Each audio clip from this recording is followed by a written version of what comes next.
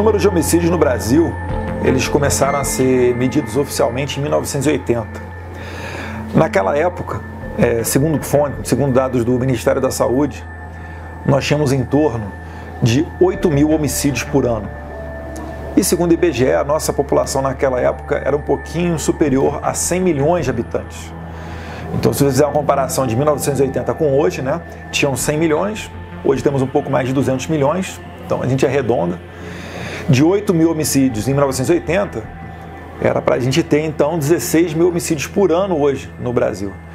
E a gente está na casa dos 60 mil oficiais, fora os homicídios não oficiais, que não são registrados, são jogados aí em cemitérios clandestinos, etc.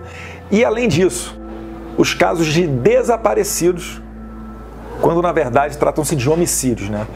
E ocorreu basicamente com o Brasil é que tiraram as pessoas dos seus lugares, colocaram pessoas erradas em pontos errados, em pontos chaves errados. Começou a ter uma visão, né, de direitos humanos muito deturpada, como se fosse nobre você ter pena do criminoso. Então, assim, se vocês querem uma resposta jurídica da coisa para dizer que vocês não tenham nenhuma consequência, não atirem. Vocês só podem atirar a partir do momento que vocês forem alvejados.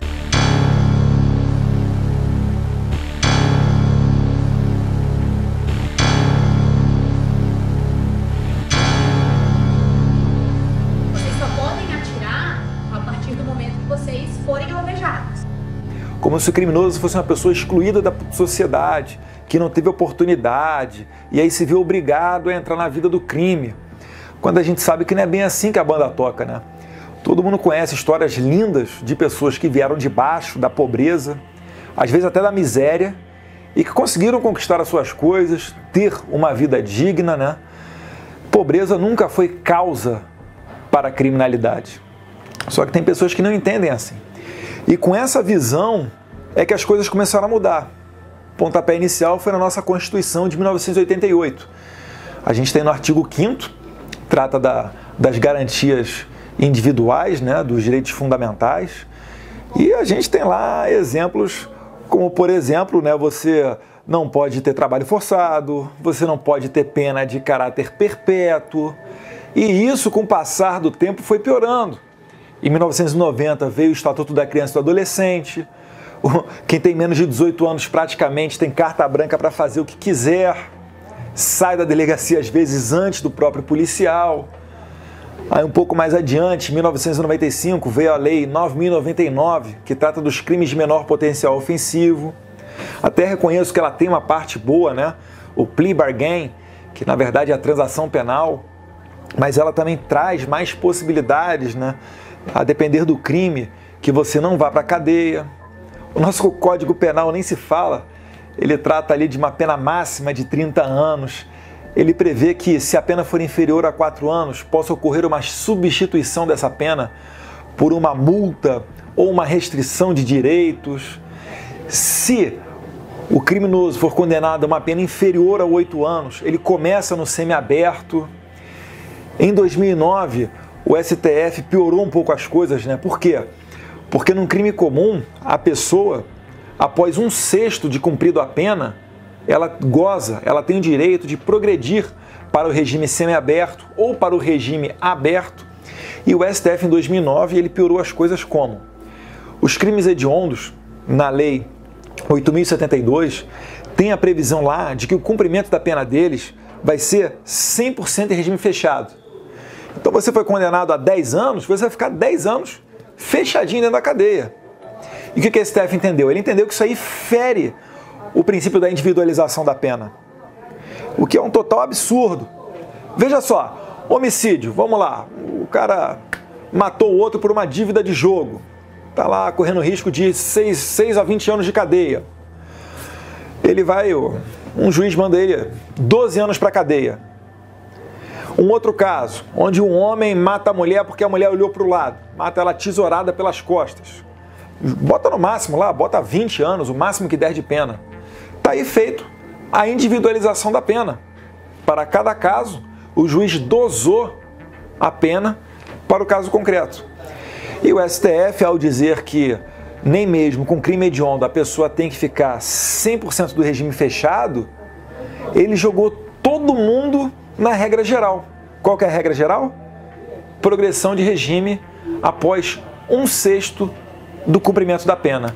E isso daí, quando é em favor do réu, quando é em favor do condenado, isso aí retroage.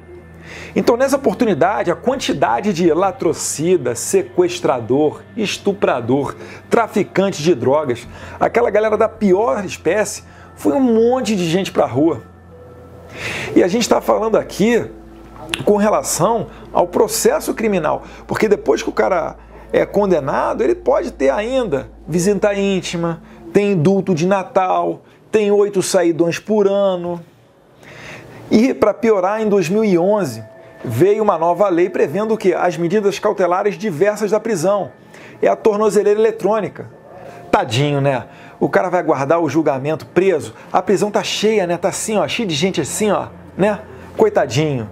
Tem que deixar ele em liberdade, né?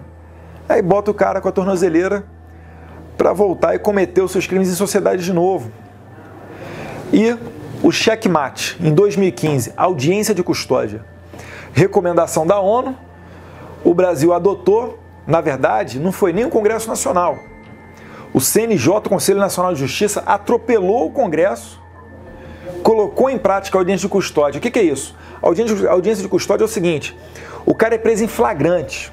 Preso em flagrante é com a arma na mão lá, cometendo crime. Esse cara, em 24 horas, vai ter direito a se encontrar com um juiz, com um defensor e um membro do Ministério Público. Não participa dessa audiência o policial, tá ok?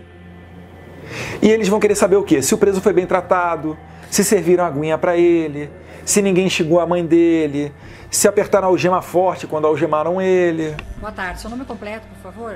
Thiago Gomes de Souza. O senhor está aqui para ser interrogado a respeito deste processo criminal. O senhor ouviu no início da audiência a leitura da denúncia, correto? Certo. Fui condenado num assalto e num estupro.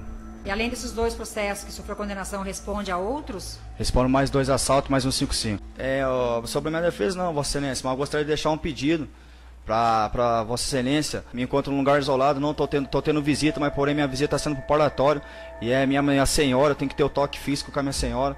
Eles não estão deixando eu ter o contato físico com a minha senhora no momento, entendeu? Não estamos tendo pátio, estou 2 meses sem pátio. A situação está de ser humano. Na verdade, não é preciso dos direitos humanos lá para dar uma atenção para nós, porque o abuso de poder tá demais. É isso. E o que acontece? O preso muitas das vezes se vitimiza, alguns advogados orientam até ele a mentir, diz que é torturado, diz que tomou pancada. E aí o que acontece? Na dúvida, o juiz acaba soltando o preso. E vira um processo contra o policial. Às vezes processo por tortura. O policial com risco de ir para a rua, perder o salário dele. A palavra do bandido está valendo mais do que a palavra do policial, que tem fé pública, que fez um concurso público, que reviraram a vida dele porque tem investigação social. Está valendo de nada. Aí você quer o quê? Que numa sociedade dessa, onde o criminoso fica solto, você quer que sejam reduzidos os números de homicídio?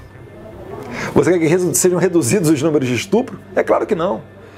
Enquanto a gente não der uma retaguarda jurídica para a polícia trabalhar e para os juízes prenderem de fato as pessoas, né? Não dar margem para um juiz com a mentalidade desencarceradora soltar o bandido, se a gente não mudar isso, a gente vai continuar vendo casos, como eu já vi, do comerciante sendo assaltado pela 8ª vez, correndo o risco de quebrar o mercadinho dele. O que ele faz? Dá um jeito, arranja uma arma, às vezes até ilegalmente. E quando ele é assaltado, eu já vi um caso desses, ele mata o bandido. Quem vai para a cadeia? Ele, o comerciante. Então perceba que existe uma ideologia que justifica o crime mesmo antes dele acontecer. Antes dele acontecer, pessoas como, por exemplo, aquela esquerdista Márcia Tiburi, ela fala, eu vejo uma lógica no assalto. Gente, é também complicado você dizer eu sou a favor, eu sou contra. Se eu disser que eu sou a favor, por exemplo, eu sou a favor do assalto. Você é a favor do assalto? Não, eu penso assim, tem uma lógica no assalto. Uma lógica no assalto. Eu não tenho uma coisa que eu preciso, eu fui contaminado pelo capitalismo, ou assim, eu tô... Começa a pensar.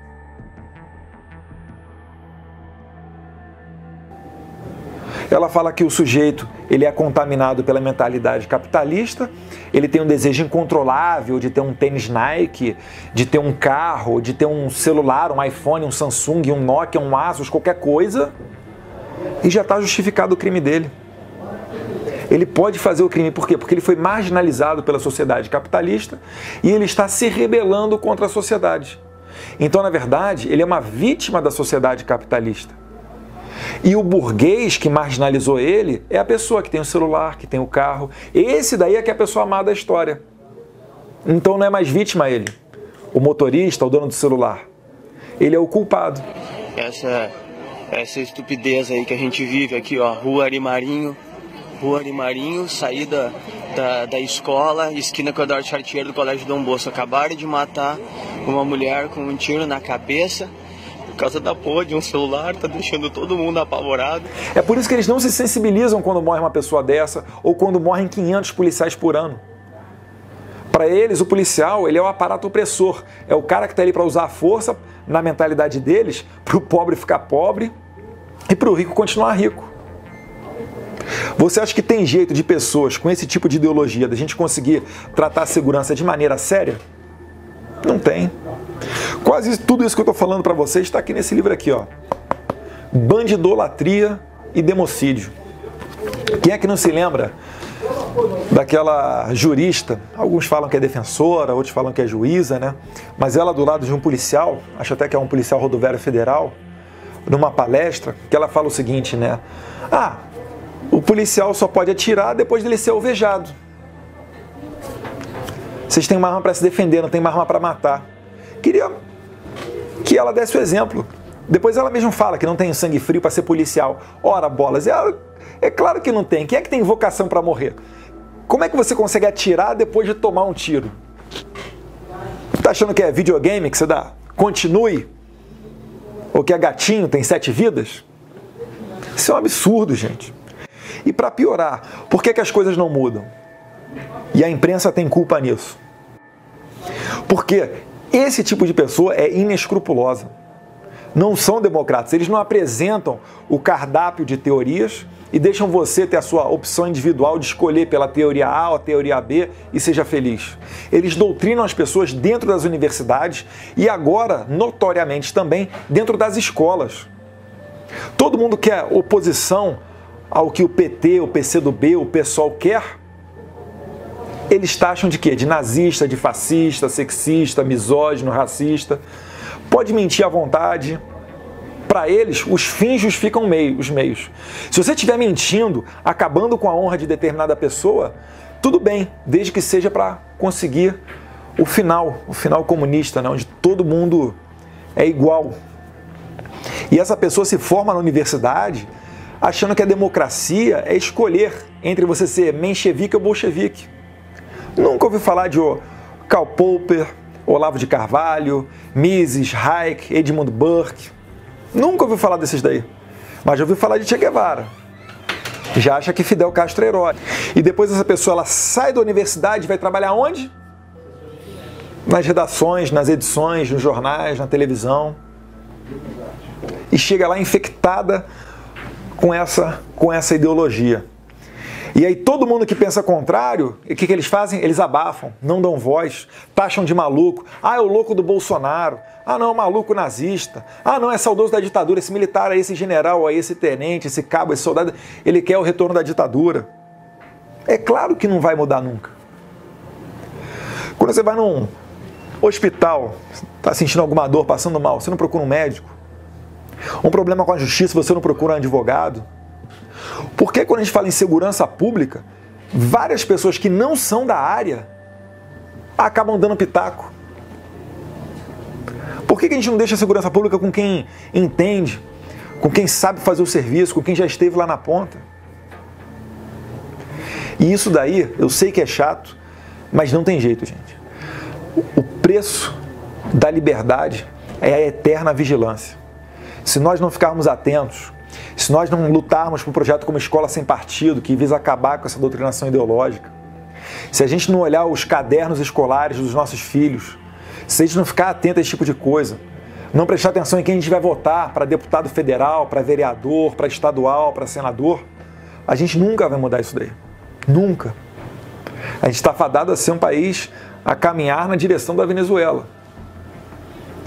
Então pensa sobre isso e finalizo aqui deixando a mensagem do expoente conservador, o irlandês Edmund Burke. Para que o mal prevaleça, basta que os bons silenciem.